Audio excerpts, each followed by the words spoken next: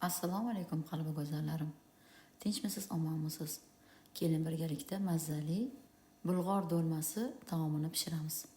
Bismillahirrohmanirrohim deb ishimizni boshlaymiz. Qizijonlar, bu taomni meni ikkita farzandim, qizim va kichkina o'g'lim juda ham yaxshi ko'rishadi va juda ko'p insonlar bu taomni maza qilib yeysa kerak. Endi mana ko'ryapsizlar, bolgarskilarni chiroylilarini tanlab oldik. Yara joylari bo'lsa solmaymiz, teshiklari bo'lsa mana shu holatda sekin videoda ko'rsatilgandek bitta ham urug'ini qoldirmasdan bandalardan tozalab olamiz. Ehtiyot bo'linglar. Bolgarskiylarimiz, ya'ni bulg'orlarimiz yorilib ketmasin. Chetidagi ozgina mana shu joylarni olamiz, suvi qatligi o'zini sho'rvasiga ham to'g'rab sovursak bo'ladi.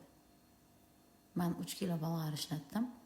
Nima ketishini video so'ngida o'zbekcha holida ham yozib qoldiraman. Mana shunaqa mayda qilib piyoz to'rab oldik. Qiyma go'shti soldik, mol qiymasi. Guruchni 3 marta yuvib, albatta toshidan tozalab soldik. Ziravorlar soldik. Ana endi pomidor, chesnok, ko'katlardan mayda qilib to'g'rab solamiz. Agar pomidor bo'lmasa, tomat pastasi ozgina solishimiz mumkin yoki qishga yopilgan qizartiradigan ham solish mumkin.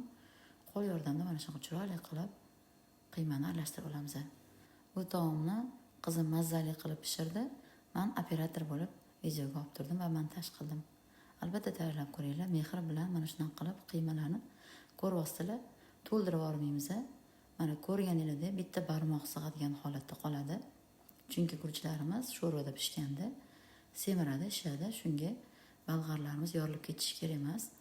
Butun bo'lib chiqish kerak bo'ladi. Mana shunaqa bitta barmoq solinganda sig'ish kerak bo'ladi, qizlarjonlar. Shu holatda hamma bolg'arlarni sabr bilan sekin-sekin solib chiqamiz.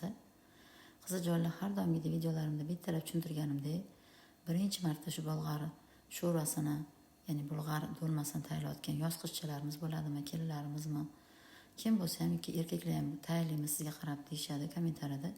Bittalab maydalab tushuntiraman, xatolarimni bittalab aytib o'taman. Ko'rdinglar qizijonlar, bittalab savoldik, mana hammasi tayyor bo'ldi. Endi sho'rvasini tayyorlaymiz. Qozonga yog' solamiz. Men albatta sho'rvani mazaliroq bo'lishi uchun kartoshkani birinchi ozgina qotirib qovurib olaman. Albatta men o'z oilamga qanaqa tayyorlasam shunaqa ko'rsatyapman. Kartoshkani shundan qizartirib ozgina o'rta olovda qizartirib oldik.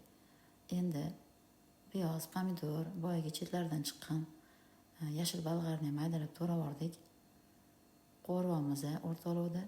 Mana ichiga so'ygan ko'katimizni bandini ham mayda qilib to'rab sovuramiz, sho'rvasiga mazali bo'ladi. Va o'rta olovda 1-2 daqiqa qovurib turamiz.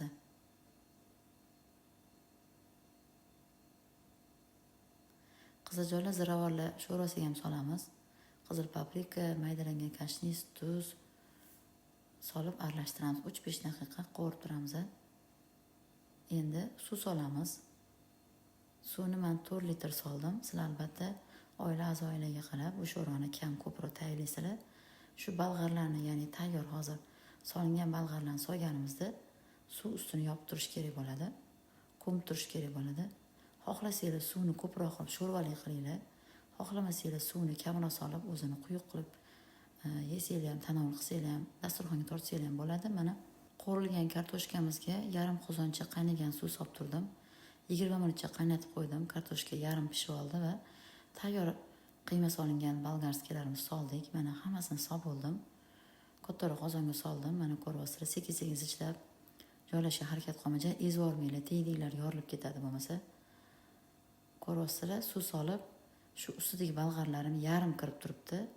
Ozginaga yarmini aylantirib qo'yaman, ya'ni yarmi qaynab pishgandan keyin. Ko'rdinglar, yarim kirib tursin, teshiklarini suv kiritib qo'yinglar va qopqonni yopamiz. Qaynab chiqdi. Qaynab chiqqandan keyin mana baland olovda turgan edi. Qaynab chiqqandan keyin pasaytirdik. 25 daqiqa uzog'i dimlaymiz.